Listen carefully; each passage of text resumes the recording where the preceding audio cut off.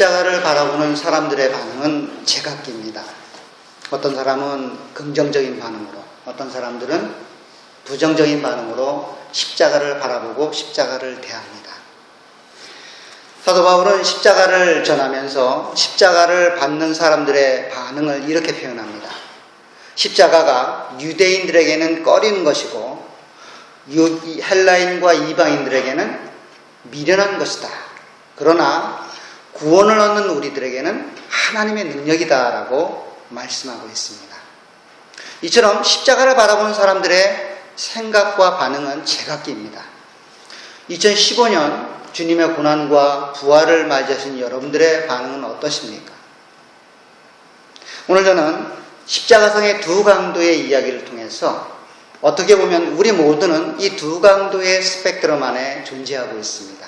특별히 이 두 강도의 이야기와 앞으로 진행될 5번의 집회를 통해서 하나님이 여러분들 가운데 원하시는 반응은 어떤 것이고 또 고난과 부활을 통해 여러분들 가운데 원하시는 하나님의 모습, 하나님의 말씀의 의미는 무엇인가 깨닫는 시간이 되기를 주님의 이름으로 부탁을 드립니다. 사복음서에는 공히 예수 그리스도께서 두 강도 혹은 두 행악자 사이에 십자가에 달리셨다라고 표현을 합니다. 사실 두 행악자 사이에 예수님을 십자가에 못 박은 것은 유대인들의 고의적인 모습이었습니다. 예수 그리스도가 십자가에 못 박게 된 가장 큰 죄목은 하나님의 아들이라고 본인을 소개했기 때문이에요. 유대인들은 예수 그리스도가 자기가 하나님의 아들이라고 말하는 그 제목을 들어서 신성모독이라고 그 예수님을 십자가에 못 박게 되었습니다. 사실 이 예수님을 십자가에 못 박을 때에 두 강도 사이에 못 박은 것은 유대인들 생각에는 예수님의 죄가 죽어마땅한 이 두 강도와 같다라고 세상 사람들에게 알려주기 위함이었어요. 세상 사람들 향해서 우리가 못 박는 저 예수가 저 두 행악자처럼 죽어마땅한 죄를 졌기 때문에 우리는 이 행악자와 함께 예수를 십자가에 못 박는다라고 만천하에 공포하기 위하여 예수님을 두 행악자 사이에 못 박게 된 것입니다. 그런데 하나님은 참 놀라우시죠. 이 악한 인간들의 생각을 선으로 바꾸셨으니 말이에요. 마치 형들의 꾀임에 빠져서 죽음의 길을 갔던 요셉을 마지막 요셉의 고백을 통해서 하나님이 어떻게 하셨는지 우리는 잘 알고 있습니다. 하나님이 형들의 악한 마음들을 돌리셔서 우리 집안을 살리기 위하여 나를 미리 애굽으로 보냈다라고 선하게 인도해 가신 하나님의 모습을 우리는 알 수 있습니다. 유대인들은 예수님의 죄목을 세상 사람들이 바라볼 때에 죽어마땅한 저 죄인들과 같게 놓으려고 했지만 사실 그 모습 자체는 예수님을 통하여 이루시고자 하는 하나님의 구속의 역사를 극명하게 보여주는 방식으로 하나님이 사용하고 계시다는 거예요. 죽어마땅한 인간들의 죄를 대신하기 위하여 십자가에 달린 그 모습, 바로 너희들이 저 행악자처럼 죽어마땅한데 그 죽음을 중간에 계신 예수님이 대신 짊어졌다고 하는 것들을 예수님은 하나님을 통해서 그렇게 사용하고 계시는 겁니다. 정말 놀라우지 않습니까? 그런데 이 두 행악자가 어떻게 보면 예수님의 고난과 시련, 그리고 그가 당한 수모, 그리고 그가 서서히 십자가의 고통 속에 죽어가는 모습을 가장 가까이서 본 두 사람이에요. 근데 이 두 사람의 반응이 전혀 다릅니다. 상반적으로 다르게 반응해 보여요. 한편에 있는 강도는 그 예수님을 향해서 주는 그리스도라고 고백을 하며 주님의 나라가 임할 때에 나를 기억해달라라고 간청하는 모습으로 반응을 보이고 있어요. 그러나 반대쪽에 있던 이 한 강도는 당신이 만약 그리스도라면 내려와서 우리를 살려봐라, 우리를 구원해봐라, 예수님을 끝까지 조롱하며 비난하고 죽음을 맞이하게 됩니다. 어떻게 보면 우리 모두는 이 두 행악자가 보여준 반응의 스펙트럼 안에 어느 한 지점에 거하고 있을 겁니다. 정도의 차이는 있지만 세상 모든 인류는 이 두 행악자가 보여준 이 반응 앞에서 우리는 그 어떤 부분을 차지하게 될 겁니다. 사실 예수님께서 십자가에 달리실 때에 그는 아무런 말도 하지 않으셨어요. 어떻게 보면 이 십자가에 달려 돌아가실 그 자리는 바로 악한 바라바가 십자가에 달렸어야만 했습니다. 아마도 바라바가 십자가에 달렸다면 그는 고래고래 소리를 지르면서 십자가에 달리지 않으려고 몸부림쳤을 거예요. 그런데 예수님의 십자가에 달리는 모습은 너무나도 달랐습니다. 예수님은 순순히 자기의 몸을 병정들에게 의탁해서 십자가에 못 박히셨어요. 소리 한번 지르지 않고 순수히 그 죽음을 맞이하고 있습니다. 이러한 모습은 사형을 당하는 죄수들의 일반적인 모습과는 전혀 달랐다는 것들을 아마 골고다에 있는 언덕에 모였던 모든 사람들은 알게 됐을 겁니다. 또 놀라운 사실은 자기를 십자가에 못 박는 병정들을 향해서, 그리고 자기를 애매하게 죽이는 저 유대인들을 향해서 용서의 기도를 예수님이 하고 있다는 거예요. 아마 죄 없이 십자가에 못 박힌다면 자기를 못 박는 자들을 향해서 저주와 비난을 쏟아부었을 겁니다. 소리를 질러가며 하나님의 죄가 임할 거라고, 하나님의 별이 임할 거라고 그렇게 말을 했을 겁니다. 그런데 예수님은 그들을 향해서 저주 대신 용서의 기도를 하나님께 드리고 있다는 거예요. 이 이야기를 들었을 때, 이 기도의 소리를 들었을 때 그 자리에 있던 모든 사람들은 아마 충격이었을 거예요. 도대체 저 사람은 누구인가? 도대체 저 사람은 어떤 사람이기에 모든 사람들이 가는 동일한 길을 가지 않고 오히려 그들을 향해서 용서의 기도를 하고 있는가? 그리고 예수님은 아마도 일반적인 그 사형수들이 고통을 덜어주기 위해서 모략을 탄 포도주를 일반적으로 어떤 사람들이 준비해서 사형수들에게 주었습니다. 마태복음에 보면 쓸개를 탄 포도주라고도 말을 하는데, 이 자기의 고통을 조금 절감시킬 수 있는 이 방법을 예수님은 거부하세요. 어떻게 보면 예수님의 십자가에 달리는 모습들은 일반적이라고 할 수 없는 독특한 모습으로 십자가에 달리고 계시다는 거예요.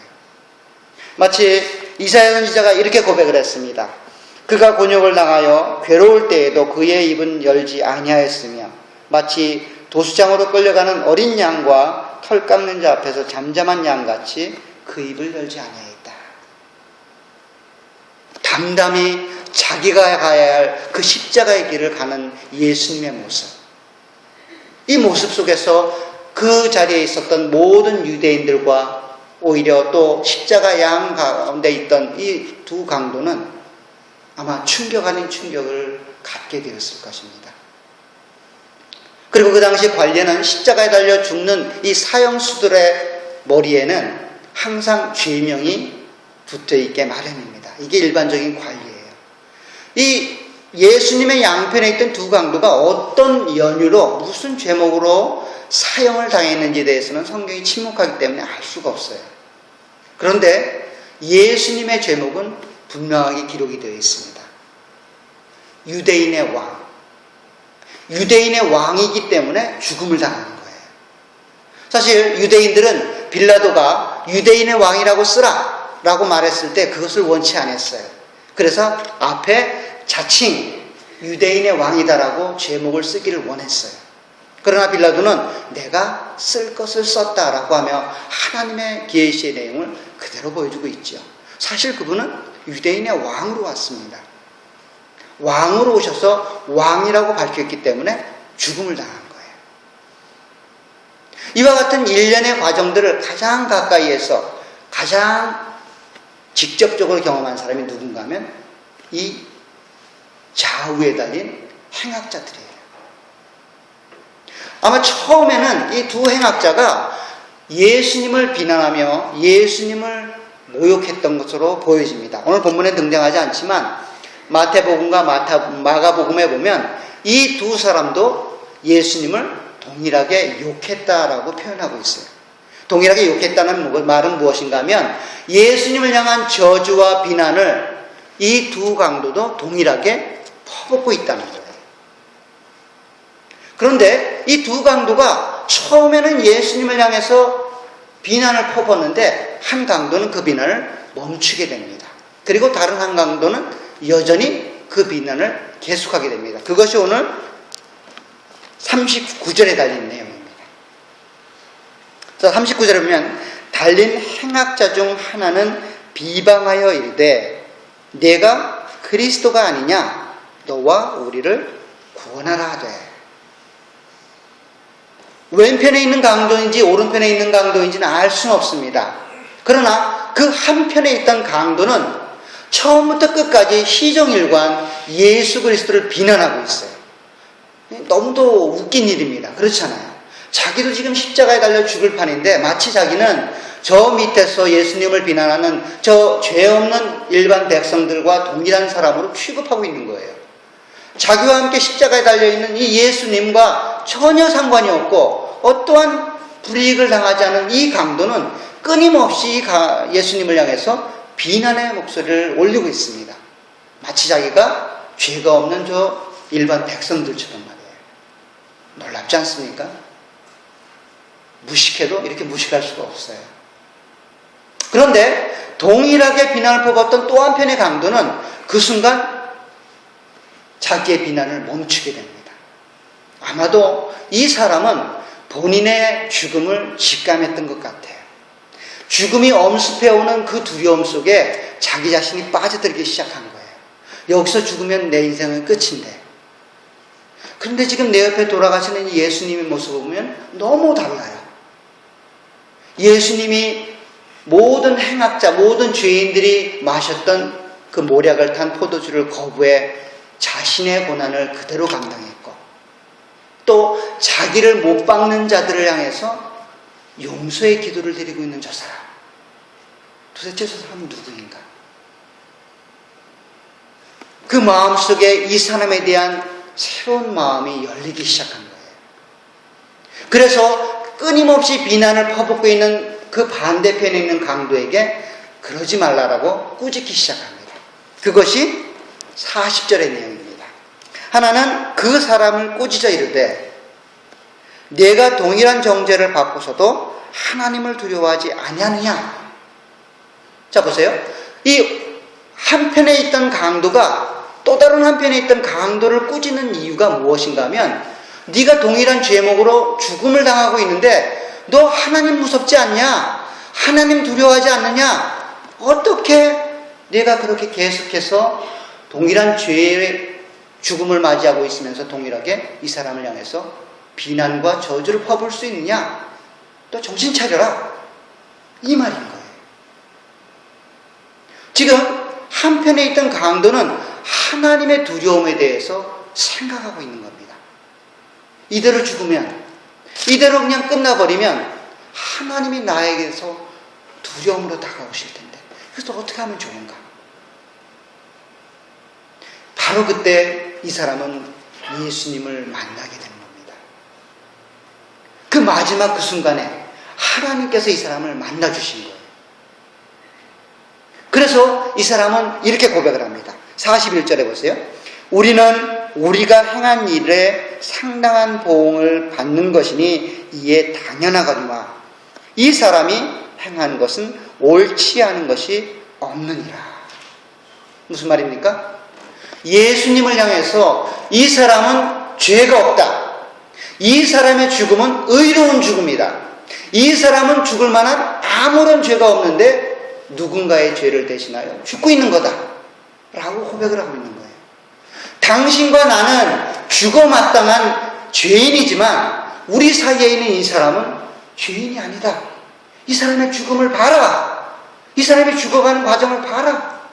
우리와는 다르지 않느냐 라고 고백하는 거예요.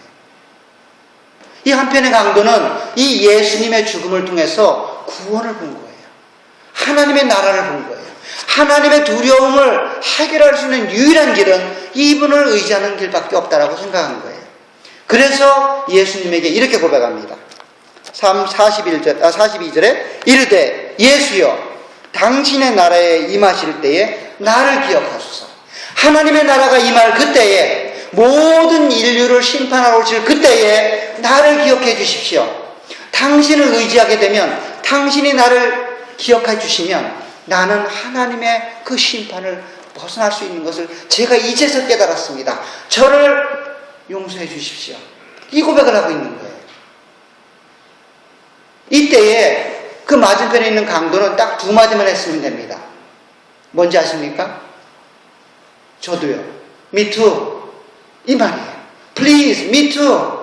이 두 말만 했으면 아마 그 사람은 구원받았을 거예요. 참 미련하죠. 끝까지 이 사람은 아무 말도 하지 않아요. 어떻게 보면 이 사람은 예수님을 처음부터 끝까지 다 보았단 말이에요. 이 이후로도 3시간이 넘게 예수님과 함께 십자가에 달려 있었어요. 무슨 이야기를 나누는지 모르지만 분명한 이야기는 예수님, 저를 구원해 주십시오 라는 말을 하지 않았다는 거예요.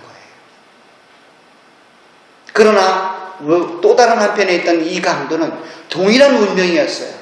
동일한 죽음을 맞이했다고요. 이 다른 한편에 있는 강도와 다를 게 아무것도 없어요. 똑같은 죄악으로 똑같이 사형을 당하고 있어요. 똑같이 죽음을 향해 가고 있다고요. 그러나 예수님을 의지해서, 십자가에 달려 돌아가시는 그분을 의지해서 한 사람은 구원을 얻었고 한 사람은 영원한 죽음으로 결말을 맞이하게 됐다는 겁니다. 우리는 이러한 과정들을 볼 때에 참 놀라지 않을 수 없어요. 참 인간이 완악해도 참 대단히 완악하다. 그 두 마디만 했으면 될 텐데, 주님 저도요 라고만 했어도 구원을 받았을 텐데. 사실 한편에 있던 강도는 잃을 게 아무것도 없어요. 그렇잖아요. 이제 3시간 오면 죽는 거예요. 미래가 없단 말이에요. 잃을 게 아무것도 없는 그 순간에도 그 마음을 열어서 예수님을 받아들이지 않는단 말이에요. 사실 그것보다 더 중요한 것은 이 동일한 상황에 처해 있던 이 한편에 있는 강도가 하나님의 은혜로 구원을 받았다는 거예요. 우리는 생각하기를 어떻게 저 인간이 저렇게 완악할 수 있을까라고 손가락질하며 그를 욕할 수 있지만, 사실은 이 편에 있던 이 강도가 구원받은 게 더 기적이에요.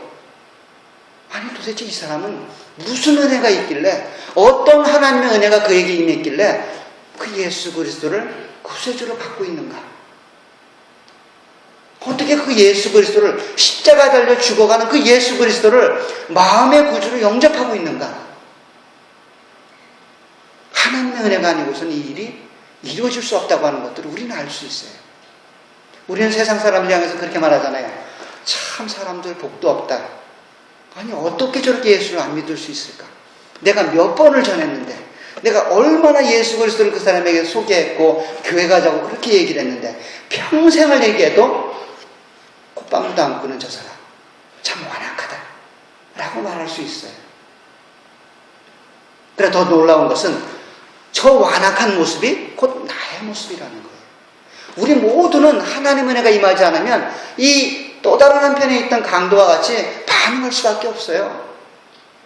골고다 언덕에 모였던 수많은 사람들이 다 예수를 비난했다고요. 끝까지 그를 비난하면서 그는 죽어 마땅하다고 그렇게 얘기하고 있다고요. 그것이 우리의 모습이에요. 그런데 하나님의 은혜가 임해서 우리가 하나님을 믿게 된 것이에요. 사실 이 두 행악자를 반응하시는 이 하나님의 놀라우신 은혜는 크게 3가지로 요약이 됩니다. 첫 번째는 하나님께서 이 죄인의 요구를 들어 은혜로 구원시킨다는 거예요. 자 보세요. 이르되 예수여 당신의 나라에 임하실 때에 나를 기억하소서라고 예수님에게 부탁을 합니다. 그러자 예수님께서 이르시되 내가 진실로 내게 이르노니 오늘 내가 나와 함께 낙원에 있으리라. 내가 너에게 구원을 허락해 주겠다라고 말합니다. 하나님의 은혜가 아니고서는 이 일이 이루어질 수가 없어요. 혹 우리는 생각하기를 나는 하나님의 구원을 받을 만한 자격이 있어. 나는 하나님의 은혜를 받아야만 되는 특별한 이유가 있어라고 생각할 수 있습니다. 그러나 이 구원받은 이 행악자는 아무런 근거가 없어요. 이 사람이 한 건 뭐예요, 보자? 예수님, 저를 기억해 주십시오. 이 말 한마디 한 거예요. 이 말 한마디에 이 사람은 구원을 받았어요. 구원받은 것에 대한 대가를 지불한 게 아무것도 없어요. 이는 고작 예수님께 이 약속을 받고 한 일이 뭐예요? 죽은 것밖에 없어요. 3시간 후에 죽게 되거든요. 구원을 받고 고작 한 일은 죽음이라고요. 구원을 받기 이전에도 한 일은 아무것도 없어요. 이 사람은 세상 사람들에게도 저 사람은 죽어 마땅해 라는 평을 받아서 십자가의 사형 언도를 받고 죽어가고 있다고요. 이것이 하나님의 구원이에요. 하나님의 구원은 우리의 행위로 받는 게 아니라고요. 그냥 하나님의 은혜를 사모하고 하나님께 의지하는 자들에게 값없이 은혜로 주어지는 거예요. 그것이 우리가 가진 구원이라고요. 그것이 우리가 갖고 있는 하나님을 향한 그 열심과 사랑이 아니라 하나님 우리 가운데 베풀어 주신 사랑이고 은혜라고요. 이것을 통해서 우리가 구원을 받고 이것을 통해서 하나님의 나라에 가는 거예요. 여러분들 모두가 그와 같이 구원받았음을 기억하시길 바랍니다. 두 번째는 예수님이 이 행악자에게 보여주신 이 은혜가 즉각적이라는 거예요. 사실 행악자는 먼 미래에 있을 구원을 염두에 두고 예수님에게 간구하고 있습니다. 자, 보세요. 당신의 나라에 임하실 때에, 지금이 아니에요. 먼 미래에 하나님이 심판주로 임하실 그때에, 세상이 끝날 그때에 나를 기억해달라고 고백하고 있어요. 할 수만 있으면 나를 그때에 당신이 좀 기억해 주셨으면 좋겠습니다 라고 고백하고 있어요. 근데 예수님 뭐라고 말해요? 내가 진실로 내게 이르노니, 언제요? 오늘, 지금 이 시간, 지금 이 순간 내가 나와 함께 낙원에 있을 것이다. 지금 내가 원하는 그 구원은 먼 미래에 있는 것이 아니라 현 시점, 지금 이 순간에 너에게 주어지고 있다라고 말하고 있는 거예요. 예수님은 뭐라고 말합니까?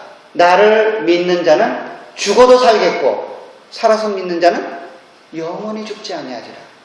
우리에게 주어진 구원은 먼 미래에 죽고 일어나 다시 부활한 그 이후의 구원이 아니라 지금 이 순간에 우리 가운데 삶으로 역사되는 구원이라는 거예요. 그 구원을 여러분들 살아가셔야 돼요. 현실 속에서 미래에 되어질 구원을 위해서 현실을 고난 가운데 사는 것이 아니라 이 주어진 복된 삶을 현실에서 누리셔야 돼요. 구원은 지금 여러분들에게 주어지고 있는 거예요. 천국이 어디에 있다고요? 여러분들 마음이 있다라고 성경이 말하고 있잖아요. 하나님을 믿는 백성으로서의 그 평안함과 구원을 이 현실 속에서, 힘들고 어려운 현실 속에서 삶으로 누리라고 성경이 우리 가운데 말하고 있다는 것입니다. 그런 은혜를 여러분들이 받아 누리시기를 주의 이름으로 부탁을 드립니다. 세 번째는 이 행악자들에게 보여주신 하나님의 은혜는 동일하게 제공되고 있다는 것입니다. 오른편에 있든 왼편에 있든 그 십자가를 향해서 구속의 은혜를 깨닫든 깨닫지 못하든 예수님은 동일하게 구원의 은혜를 세상 가운데 보여주고 계세요. 한편에 있는 강도에게만 유일하게 편애적으로 하나님의 은혜와 구속의 은혜를 보여준 게 아니에요. 예수님을 저주하고 예수님을 비방했던 그 사람도 동일하게 예수님이 침묵 가운데 십자가에 달리는 것을 보았어요. 자기를 못 박는 군사들을 향해서 혹은 유대인들을 향해서 용서의 기도를 드리는 내용을 동일하게 들었다고요. 예수님은 세상을 향해서 동일하게 은혜를 베풀고 계세요. 누구든지 나를 믿는 자는 구원을 얻을 것이라는 고백을 실천하고 계시다고요. 그러니 여러분들은 어떻게 하시게 되겠어요? 그 세상을 향해서 너는 왜 안 믿냐라고 손가락질하는 것이 아니라 나와 같은 은혜가 그들에게도 임하기를 기도하셔야 돼요. 나와 받은 이 은혜가 내가 하면 아무런 조건 없이 받은 은혜이기 때문에 이 은혜를 동일하게 아직 하나님을 알지 못하는 자들에게 나타날 수 있도록 그들에게 소개하시고 그들에게 하나님의 은혜가 임하도록 기도하셔야 된다는 거예요. 이것이 바로 십자가에 달린 예수님과 두 행악자 간에 일어났던 이야기들의 내용입니다. 사랑하는 성도 여러분, 여러분들이 받은 구원은 바로 이와 같이 하나님의 은혜로 여러분들에게 주어진 것입니다.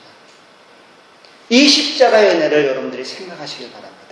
그리고 그 은혜가 현실 속에서 열매 맺도록 여러분들이 노력해 주시길 바랍니다.